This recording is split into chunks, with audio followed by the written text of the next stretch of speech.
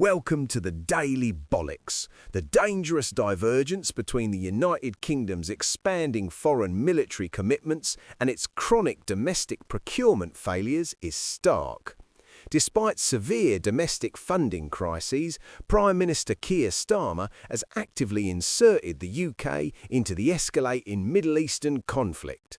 The government has officially granted the United States permission to use British military bases, specifically RAF Akrotiri in Cyprus and Diego Garcia in the Indian Ocean, to facilitate defensive strikes against Iranian missile sites, projecting the UK as a vital player in global security. This aggressive geopolitical posturing immediately placed British personnel directly in the firing line.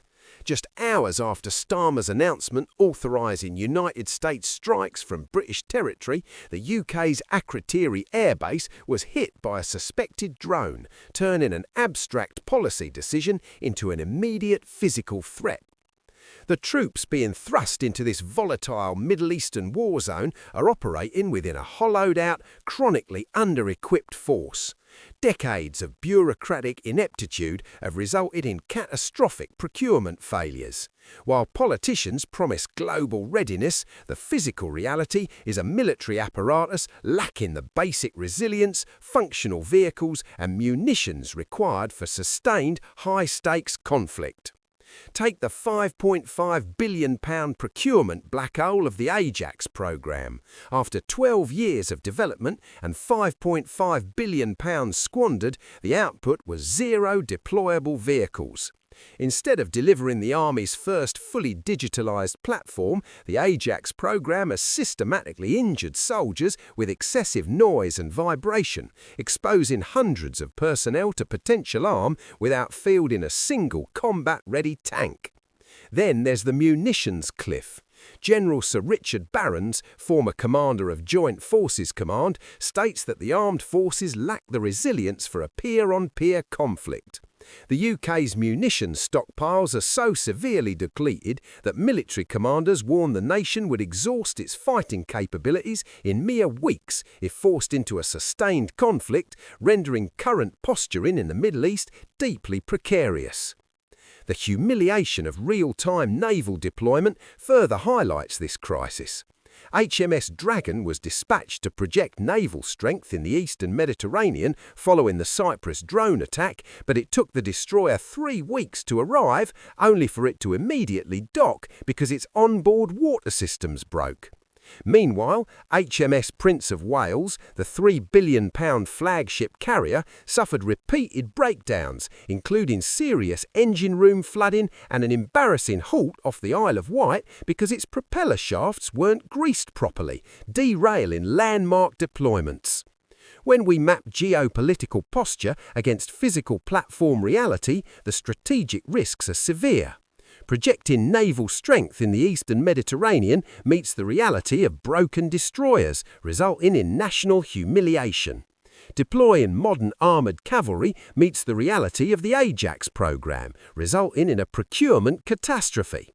Sustaining high-intensity global conflict meets the reality of depleted munitions, exposing a critical vulnerability. This has created an unsustainable balance of power.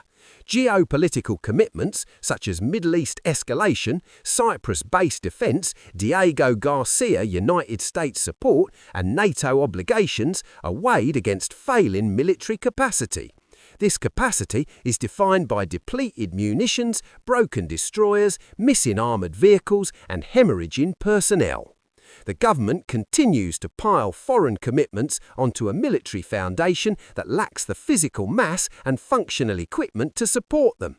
According to defence analysts and former leaders, the government continues to push troops into foreign conflicts because politicians refuse to adequately resource the military they pretend to have. Former Labour Defence Secretary and NATO Chief Lord George Robertson recently condemned this culture of corrosive complacency, warning that the government has left the nation completely underprepared, underinsured and not safe. The root cause of the military's hollowing out is a deliberate political prioritisation, the domestic choice of welfare over warfare. The welfare budget is 5 times larger than the defence budget, leading to compromised structural integrity and critical resource depletion. Lord Robertson explicitly called out this dynamic, warning that by actively choosing to fund an ever-expanding welfare budget, the state has systematically starved the military of necessary survival funds, creating a systemic inability to fund war fighting. Ultimately, the rhetoric-to-reality gap shows foreign war escalation pushing the military into the danger zone of collapse while domestic readiness plummets. The drone strike on Cyprus, the Ajax failure, and the broken destroyers are not isolated incidents of bad luck, they're the inevitable symptoms of a political system plunging directly into the danger zone, clinging to the illusion of a warfare state while refusing to fund it. Thank you for watching the Daily Bollocks. Like, comment and subscribe. See you next time.